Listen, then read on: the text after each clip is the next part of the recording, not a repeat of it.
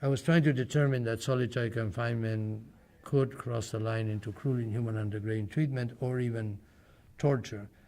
And I used the prohibition of mental torture as a basis. And then I used scientific literature, psychiatric literature mostly, that says that after 15 days of being alone and not having meaningful social contact with anybody, your mind starts working differently. The same literature ascertains that in some cases, not all, but it could be irreversible consequences. So basically the argument then that I made was, first we should prohibit prolonged solitary confinement. And the reason we should prohibit prolonged solitary confinement is that short-term solitary confinement may have some legitimate uses. For example, to protect someone who would be vulnerable if left in the general population, or to isolate a predator that could be dangerous to others, or for very serious disciplinary offenses.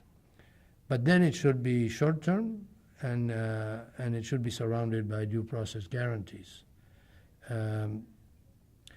Then trying to determine what constitutes prolonged solitary confinement, I came up with the somewhat arbitrary term of 15 days, but I say somewhat arbitrary because it is born from or borrowed from the psychiatric literature. It's not arbitrary in that sense. I'm sure there are people who can be 20 days in solitary confinement and the next day they're fine, but if you're going to legislate a cut, then what date are you going to use? And I later, in public speaking, I said, well, maybe 15 days for absolute confinement, but if you have a couple hours a day that you can exercise, maybe a slightly longer term would be okay, but it should be counted in days, not even in weeks, and certainly not in months or years.